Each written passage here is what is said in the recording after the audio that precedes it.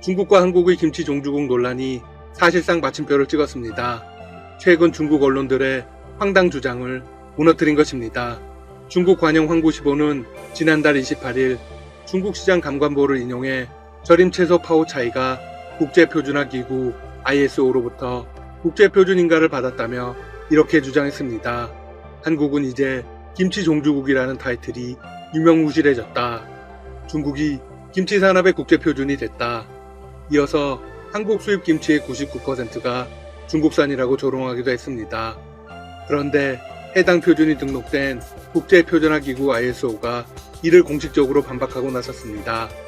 중국이 근거로 삼은 표준이 김치와는 무관하다는 것을 확실하게 확인한 것입니다.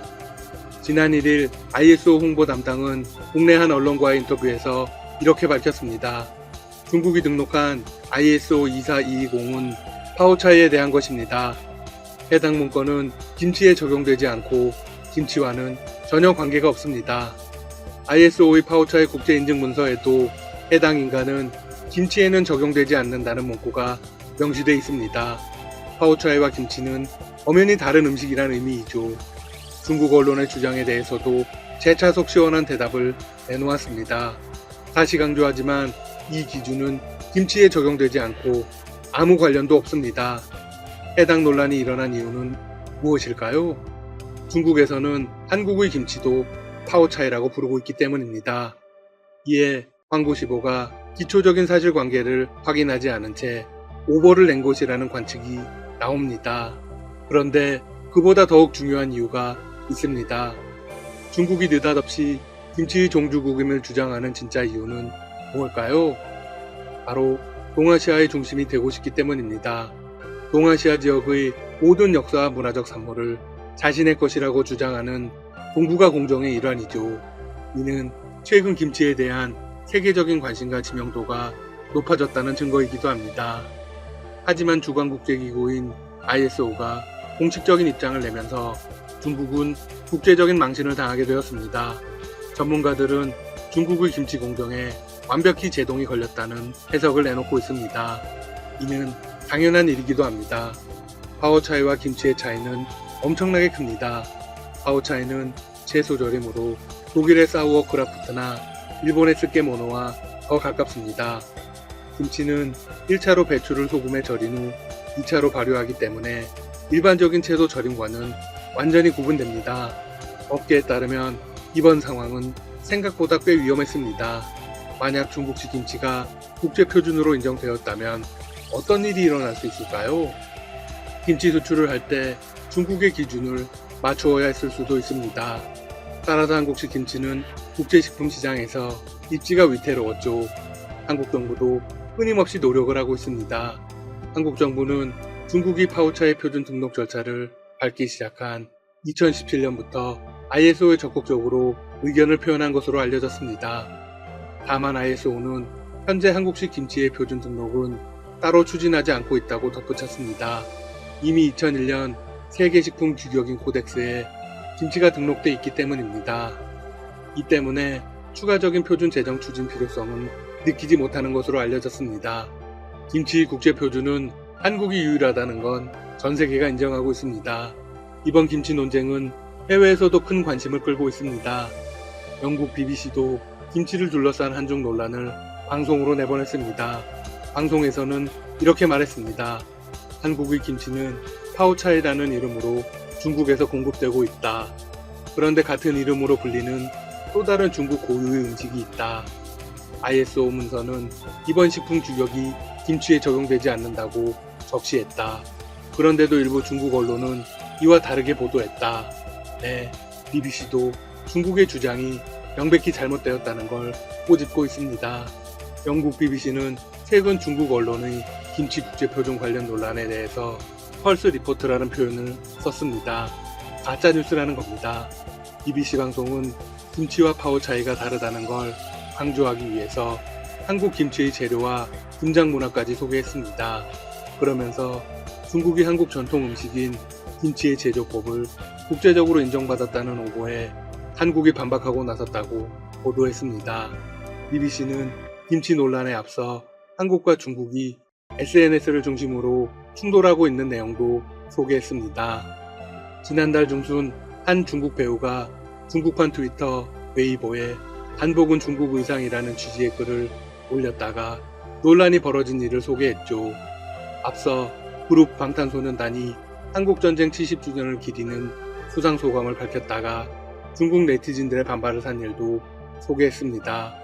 그러면 중국 언론들의 아나무인식 보도에 중국 정부는 어떤 입장을 보였을까요? 우선 중국 관영 언론사의 오보에 대해 어떠한 사과나 해명은 없었습니다. 원래 중국 정부의 태도가 이런 식이죠. 하지만 우회적으로 자신들의 잘못을 인정했습니다. 지난 1일 정례 브리핑에서 중국 외교부 대변인은 로이터 기자에게 이런 질문을 받았습니다. 한국과 중국 언론이 한식인 김치의 기원에 대해 인터넷에서 논쟁을 벌이고 있습니다. 이에 대해서 어떤 입장이신가요? 대변인은 황당한 답변을 내놓았습니다. 논쟁이 있었나요? 잘 모르겠습니다. 그러면서 대변인은 이렇게 자신의 답변을 마무리했습니다. 나는 한국과 중국 간에는 협력과 공유할 게 더 많다고 생각합니다. 느닷없이 한국과 중국의 우호 관계를 강조한 것입니다. 이는 미국이 차기 행정부 출범을 앞두고 한중 관계 개선에 나선 중국 정부의 입장이 반영된 것입니다. 문화나 역사 관련 부문에서 한국을 자극하지 않으려는 의중이 작용한 것으로 보이죠. 사실상 한국에게 항복을 선언한 것이라고 받아들이면 됩니다. 하지만 중국은 늘 자신들의 잘못을 인정하지는 않습니다. 이미 논란을 모른 척 했을 때부터 지고 들어간 것입니다. 한편 우리도 김치를 ISO에 등록해야 하는 것이 아니냐고 우려하시는 분들도 계십니다. 네, 모든 건 확실히 해두면 좋을 겁니다. 하지만 한국은 이미 더 공신력 있는 국제기구에 등록을 한 상황입니다. 우리 김치에 관한 식품 규격은 지난 2001년 UN 국제식량농업기구 FAO 산하 국제식품규격위원회 코덱스에서 회원국들이 국제표준으로 이미 정했었습니다. 해당 표준은 ISO도 당연히 인정하는 것입니다. 해당 표준은 이미 영향력을 발휘한 적도 있습니다. 김치가 코덱스 규격에 등록된 후 중국산 김치에서 대장균군이 과다 검출돼 문제를 일으킨 적이 있습니다. 이 기준을 근거로 중국 정부에 대장균 군수 기준 조정을 요구해 관철시킨 사례가 있었죠. 한국 정부는 김치의 우수성을 보다 과학적으로 규명해 이와 같은 논란이 야기되지 않도록 더욱 힘쓰겠다고 밝혔습니다. 물론 앞으로의 상황을 예의주시해야 합니다. 언제 또 황당한 도발을 감행할지 모르기 때문입니다. 사실 파오차이가 국제표준이 됐다고 강조한 중국 매체는 중국 관영 언론 황구시보뿐만이 아닙니다. 여러 중소 언론들은 황구시보를 따라 마구잡이식 보도를 여과 없이 내보냈습니다. 김치뿐만이 아닙니다. 앞서 중국 배우가 한복을 중국 전통 의상에서 가져왔다고 주장했죠? 동요 반달을 조선족 민요로 소개하기도 했습니다. 한국을 겨냥한 문화 침탈이 계속 이어지고 있습니다. 한국 정부의 강력한 방어책이 필요합니다. 닥터시사TV도 앞으로의 상황을 계속 지켜보겠습니다. 여러분 시청해주셔서 감사합니다. 구독과 좋아요 부탁드립니다.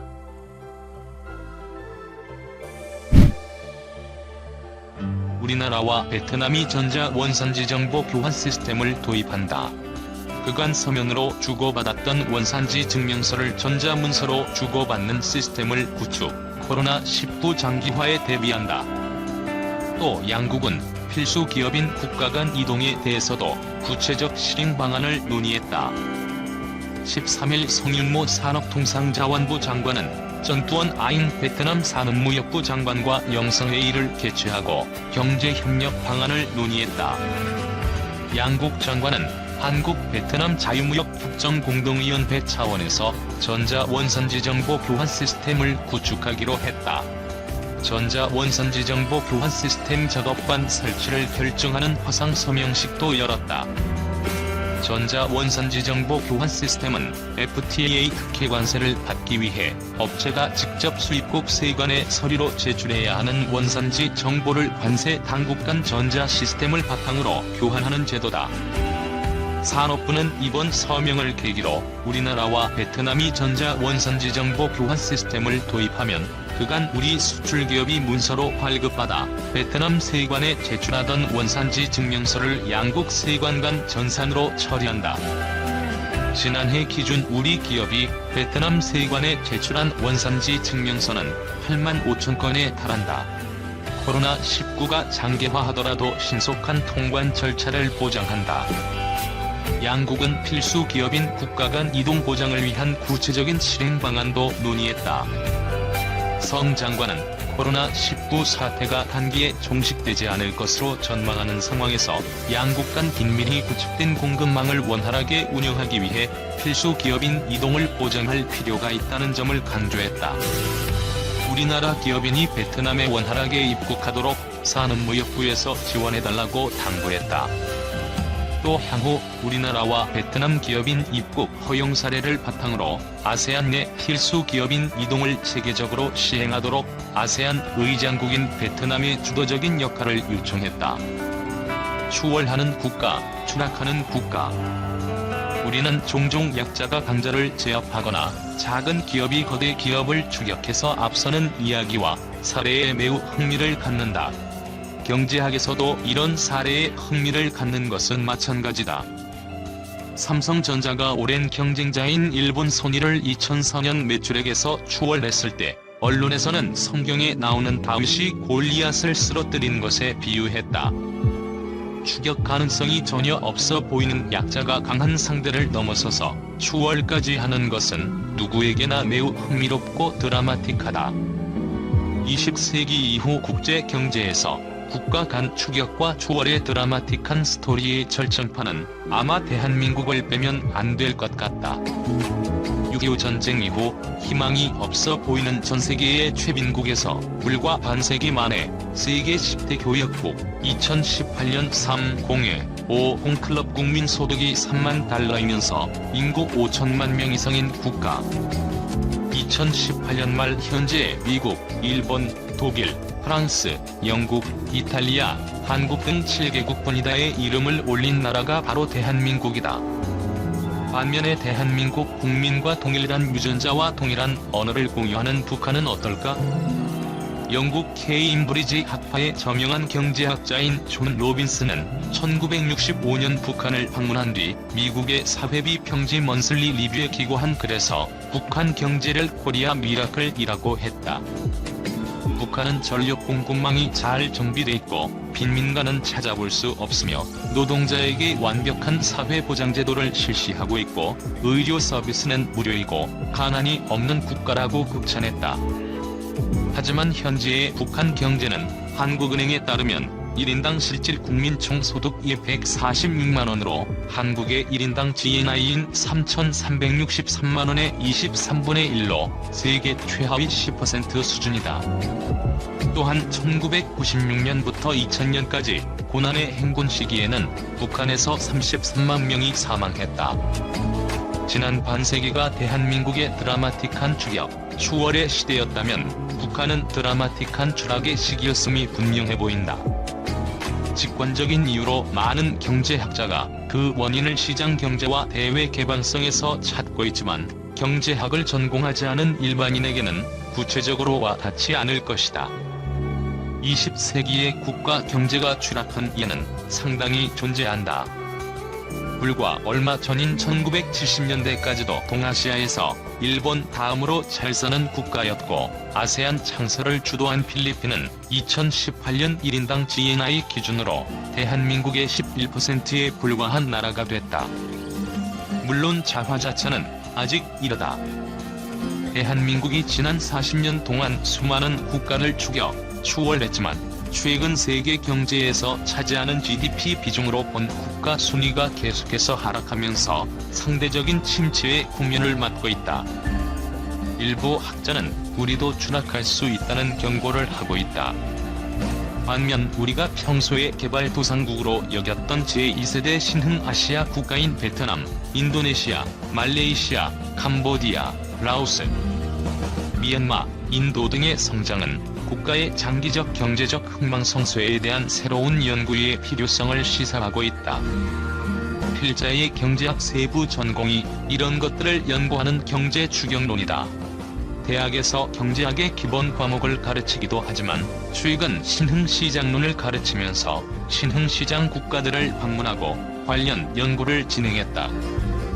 경제 추경론과 접목해서 도출한 성과들을 신흥국이 궁금해라는 지면을 통해 독자들과 공유하는 기회를 갖게 됐다.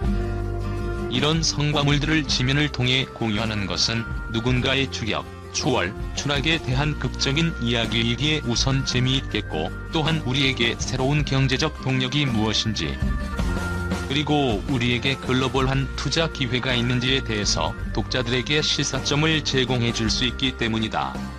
더불어 현재의 대한민국을 되돌아보는 계기가 될 수 있을 것이다.